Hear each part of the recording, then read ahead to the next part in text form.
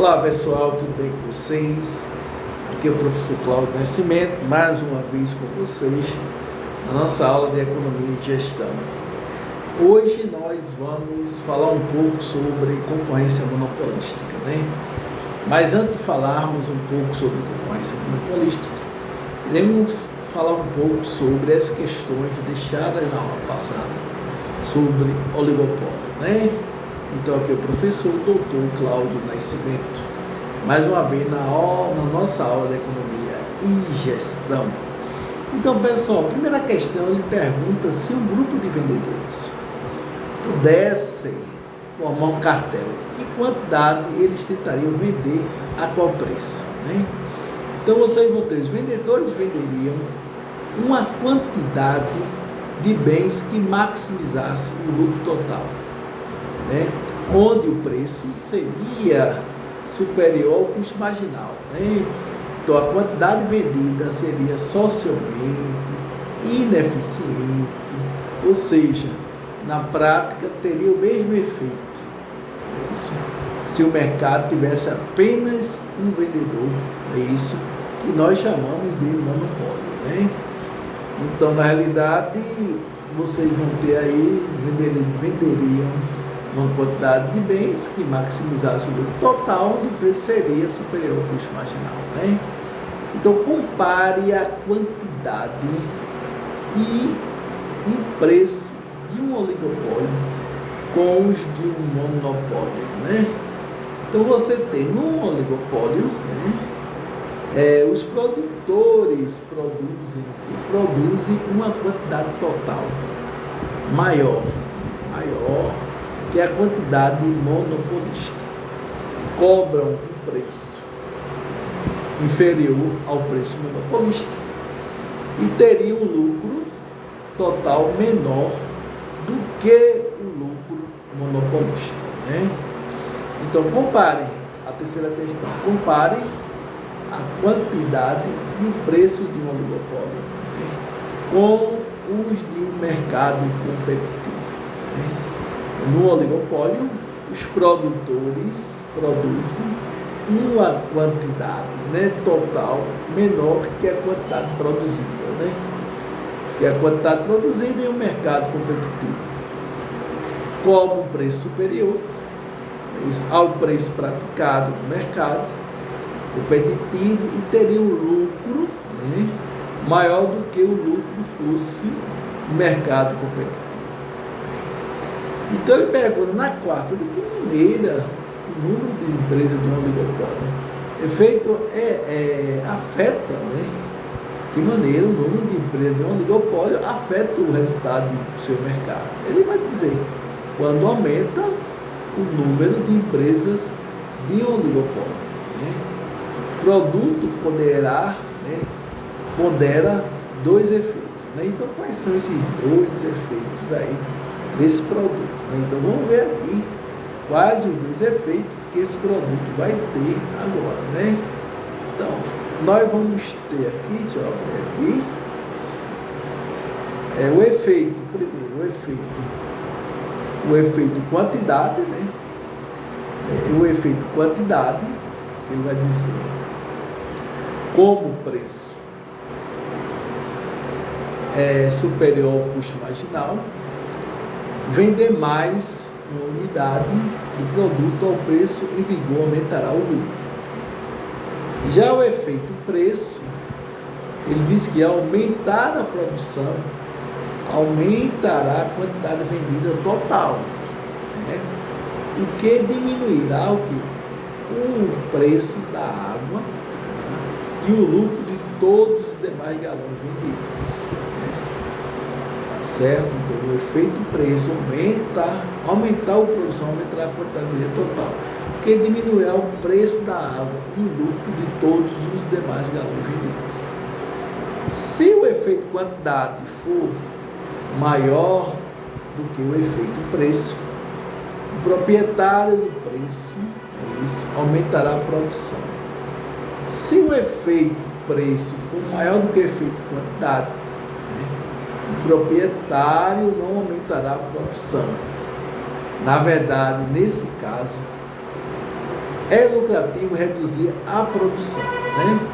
Então, assim, à medida que o número de vendedores em oligopólio aumenta, o mercado oligopolista fica cada vez mais parecido, né, com o mercado competitivo. O preço se aproxima do custo marginal e a quantidade produzida se aproxima do nível socialmente eficiente. Então vocês têm aí, né? Aí ele diz o que o dilema dos prisioneiros e o que ele tem a ver com o oligopólio. Então ele vai falar que o dilema dos prisioneiros é um jogo, né? É um jogo entre dois prisioneiros que ilustra na realidade, né, como é difícil manter a cooperação, né, entre os membros de um oligopólio. O lucro de cada um ganha depende de sua decisão, né, de produção. Dê 3 exemplos que não o oligopólio para demonstrar o dilema dos prisioneiros. Ajuda a explicar o comportamento. Aí vocês vão ter a corrida armamentista, né? Então, na realidade, ele coloca aí a corrida armamentista nesse jogo entre dois países, a segurança e o poder de cada um depende tanto de sua decisão, é isso, de se armar, é isso, ou não, quanto a decisão tomada pelo outro país, né? Se eu não me armar, o outro vai se armar, né? Então, publicidade nesse jogo entre as empresas que vendem produtos similares, né? Produtos similares, o lucro de que cada uma obtém depende tanto, né, de sua própria decisão, né, quanto a decisão da outra empresa de fazer publicidade. Então, se eu fizer a publicidade, eu vou ganhar quanto? E a minha empresa deixará de ganhar quanto? Se eu não fizer, eu deixo de ganhar quanto e a minha empresa vai ganhar quanto, né? Recursos comuns. Então, nesse jogo, entre empresas que extraem petróleo de uma bacia comum, o lucro de cada uma depende tanto do número de poços, né, que perfura, quanto do número de poços, né, perfurado pela outra empresa, né. Aí ele diz que tipos de comportamentos, né, que tipos de comportamentos, ele vai perguntar que tipo de comportamentos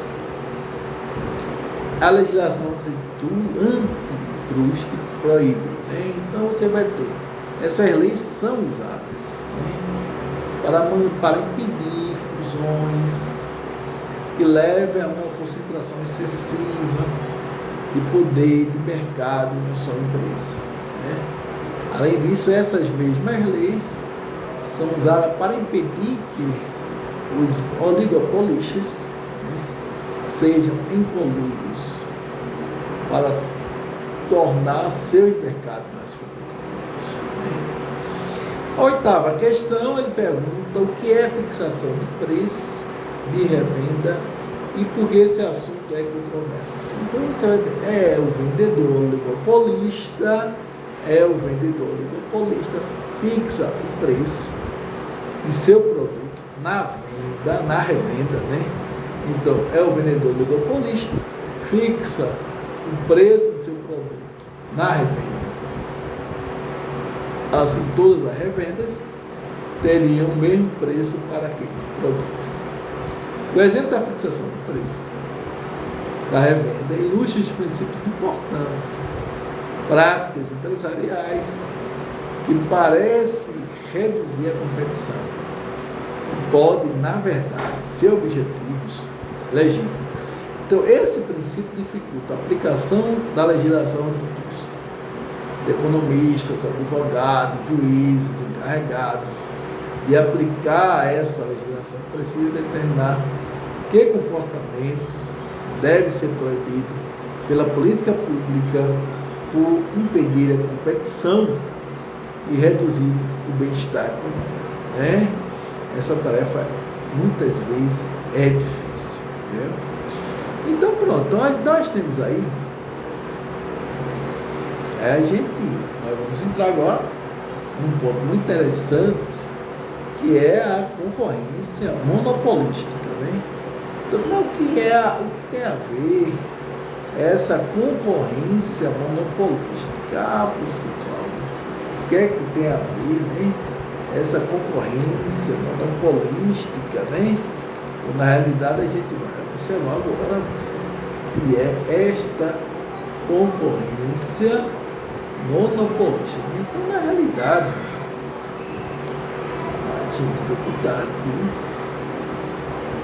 para a gente começar a nossa discussão sobre essa concorrência monopolística, né? Então, o que vem a ser concorrência? Algumas pessoas já me perguntam, o que é que tem a ver isso, professor Cláudio, né? Então, o que é que tem a ver isso, concorrência monopolística? Então, deixa eu abrir aqui para a gente falar um pouco aí da nossa concorrência monopolística.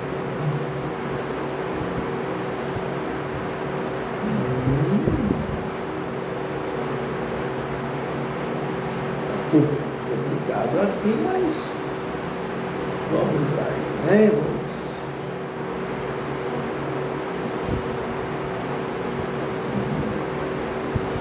Então vamos lá. Então,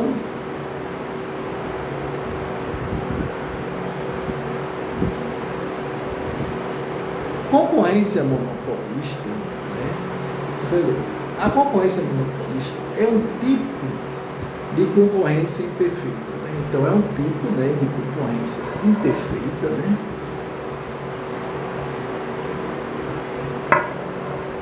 Ela ocorre quando uma só empresa é responsável, né, por comercializar um produto que possui características, né, em termos de qualidade e aparência. Por exemplo, sem oportunizar que outra também afete, né, ou oferte, né, o produto. A característica principal aí da concorrência monopolista é essa, falta de opções, né, que para o cliente, para que o cliente possa decidir qual empresa ele vai comprar, né? Então, no mercado monopolista, né, a organização apresenta, né, um poder que tem como resultado a persuasão dos clientes, né? Então, assim, um produto particular, por ser diferenciado dos outros concorrentes, pode representar a diferença de preços expressivos. Então a gente começa a enfocar, é válido destacar que há diferentes formas de monopólios, né? Nessa competição monopolista, há um grau de substituição, ou seja, quanto o produto pode ser trocado por outro, que varia bastante, inclusive. Alguns produtos podem ser substituídos, né, com base em uma qualidade inferior, né? Já outros sequer contra com opções. Então os produtos podem até ser similares, né? Porém cada empresa precisa mostrar ao público o que faz diferente dos demais. Como biscoitos, existe desse tipo de alimento com gostos, embalagens e formas diferentes para se destacar entre as demais empresas que disputam, né, o mesmo público. Então, quais são as características básicas, né, de uma concorrência monopólisa? Ele diz que muitas empresas produzindo um dado bem o serviço, muitas empresas produzindo um dado bem o serviço. Cada empresa produz produto diferenciado, mas com substitutos próximos. Cada empresa tem certo poder sobre os preços. Dado que os produtos são diferenciados e o consumidor tem opções de escolha, de acordo com a preferência. Então, observação, como não existem barreiras à entrada de firmas ao longo prazo, há tendências apenas para lucros normais. Então, receita total, que é igual a custo total. Né? Receita total, que é igual a custo total. Né? Então, na realidade, você tem como em concorrência perfeita, ou seja, o lucro extraordinário a curto prazo atrai novas firmas, né, para o mercado, aumentando a oferta do produto, até chegar-se a um ponto em que persistirão os lucros normais. Quando então essa entrada, né, quando cessa a entrada de concorrentes. Então, é um exemplo muito prático da concorrência monopólio, setor de tecnologia.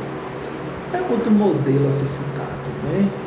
Esse mercado é formado por alguns gigantes especialistas nas áreas atuantes. Né? O Google, por exemplo, possui boa parte de publicidade online. Tem 92% da participação. Por conta disso, a empresa tem uma ação, né, desenvolvida em 2019 pelo escritório especializado, né, em direito do consumidor, acusada de monopolizar legalmente o mercado dos Estados Unidos. Então, essa não é a única dificuldade enfrentada pelo Google. A gigante foi punida em ação movida pela União Europeia no mesmo ano, acusada de abusar de sua posição para forçar sites de terceiros a usarem seu serviço de publicidade, o Google AdSense. Então, ele coloca e administra anúncios em páginas na internet. Essa é a terceira multa, né, aplicada pela União Europeia a Google. E os valores são mais, chegam a 9 bilhões de dólares. Né? Então, na área das redes sociais, o Facebook conta com 70% do mercado. A empresa, assim como o Google, possui um problema na justiça, juntamente com a acusação de concorrência monopolista, conforme a Procuradoria Geral dos Estados Unidos, né? O estado de Nova York. Então, o chefe da Procuradoria de Nova York e outros 6 estados dos Estados Unidos investigam se a rede social asfixiou, né, a concorrência, colocando em risco seus usuários. Né? Então, podemos ver o exemplo de competição monopolista em vários segmentos. Indústria farmacêutica, nós temos a Novartis e a Eurofarma. Na indústria automobilística, Honda, Fiat, Renault, BMW, Ford, Mercedes-Benz, Toyota, Jeep. Indústrias alimentícias, Nestlé e Sadia. Hein? Então, portanto, a concorrência monopolista, ela traz benefícios para alguns, no entanto, né, na maior parte das vezes, malefícios para outros, seja para o consumidor, que se vê sem opções de preços, né? Por exemplo, ou para empresas de menor poder, que acabam sem poder concorrer de forma saudável com melhores condições. Então, como vimos no texto, os exemplos são dia a dia, né? Então, basta consumir o máximo de informações possível e repensar para encontrar a melhor forma de agir no mercado, independente da sua posição, e tentar colaborar para que todos ganhem. Né? Então, é um ponto muito interessante.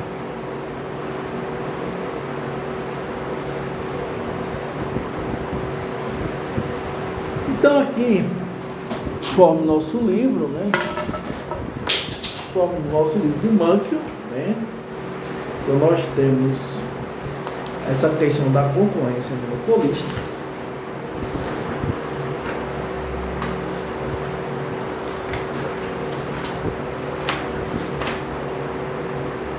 Então, a concorrência monopolística, ou seja, é um mercado monopolisticamente competitivo, é caracterizado por 3 atributos: muitas empresas, produtos diferenciados e livre entrada.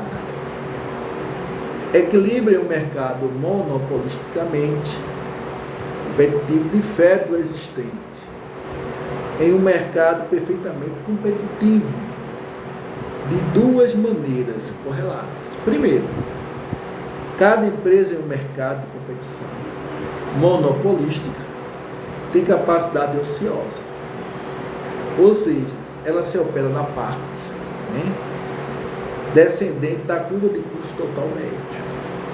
Segundo, cada uma cobra preço superior ao custo marginal. A competição monopolística, né, não tem todas as propriedades desejáveis, isso, da competição perfeita. Então, há o peso morto do monopólio, causado pelo markup, né, do preço acima do custo marginal. Então, acima, além disso, o número de empresas, né, e, portanto, a variedade de produtos pode ser muito grande, ou muito pequena na prática, né? Capacidade dos formuladores, né, de política para corrigir essa ineficiência ilimitada. Então vejamos, o que é que o texto diz? Há uma diferenciação de quê? De produto inerente à competição monopolística, que leva ao uso da publicidade, isso, e das marcas. Então os críticos da publicidade e das marcas argumentam que as empresas se utilizam disso. As empresas as utilizam para aproveitar da irracionalidade dos consumidores para reduzir a competitividade, né?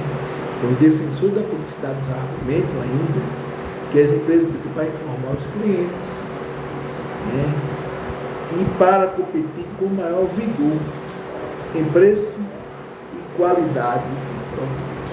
Então, na verdade, aí vocês têm um pequeno resumo, né, sobre essa questão da concorrência monopolística, né?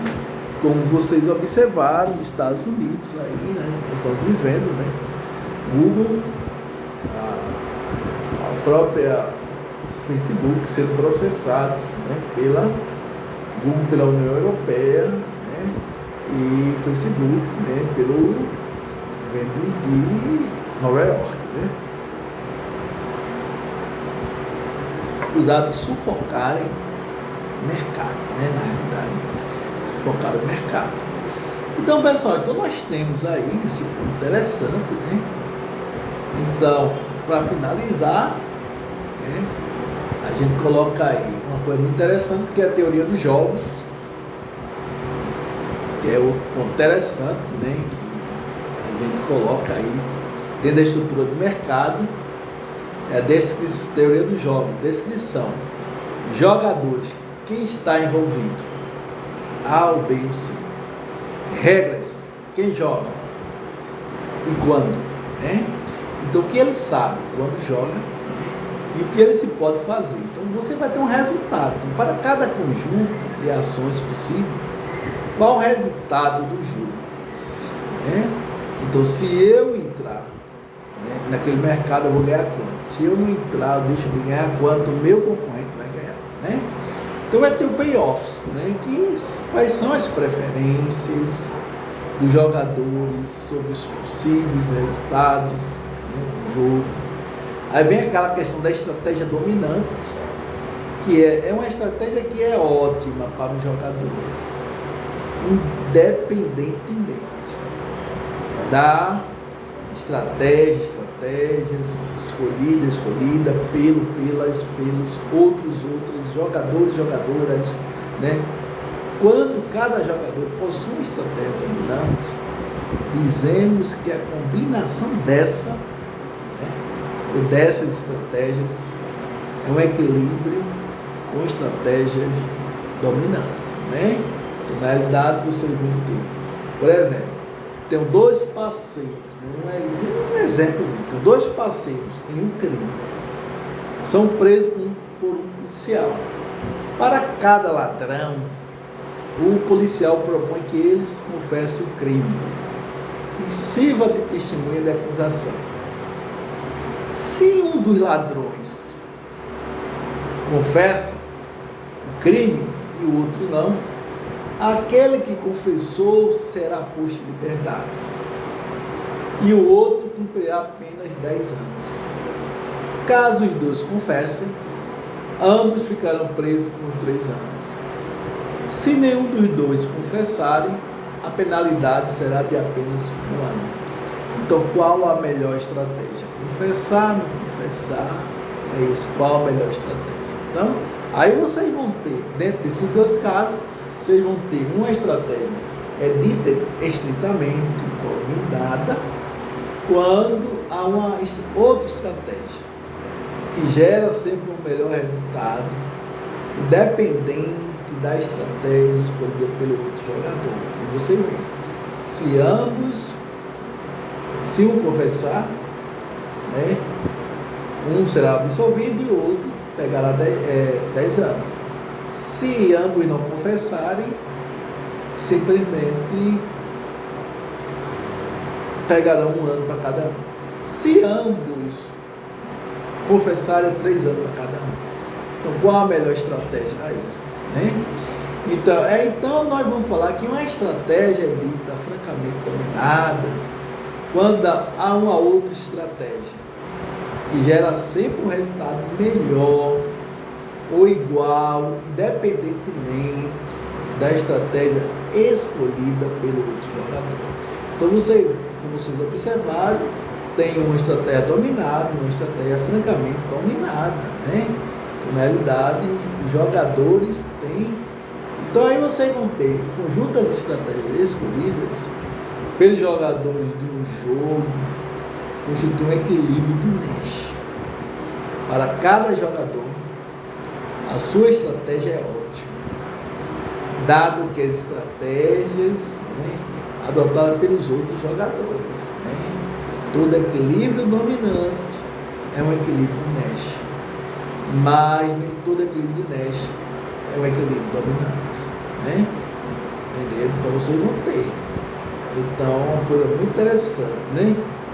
Aí nós temos, então, dentro dessas estruturas, dentro dos fatores de produção, é isso que será o nosso assunto da próxima aula. Nós falaremos um pouco da estrutura dos fatores de produção, né? Que será o assunto da nossa próxima aula. Então, agradeço a vocês aí, tá certo? Pela oportunidade de estarem assistindo essa aula, gratidão por estarem assistindo essa aula, gratidão por estarem matriculados, né? Muita gratidão, né? Então eu agradeço, né? Peço a vocês que vocês simplesmente aproveitem esse material, que esse material seja de muita serventia para todos e todas, né? E aqui nós terminamos a nossa aula, onde nós falamos um pouco das questões que envolveram o oligopólio, falamos um pouco sobre a questão de concorrência monopolística e terminamos com teoria dos jogos. Muitíssimo obrigado, tá certo? Muitíssimo obrigado, gratidão, porque se vocês não tivessem aí, eu não estaria aqui. Se vocês não estivessem matriculados, eu não estaria aqui. Então, gratidão, muita gratidão por vocês existirem, por vocês fazerem parte desse cotidiano tão fantástico da disciplina Economia e Gestão. Então aproveitem esse conteúdo, Aproveite esse assunto, né? Revisem, tá certo? Escutem várias vezes esse vídeo. Obrigado, muito obrigado por tudo. Muitíssimo obrigado e até a próxima aula.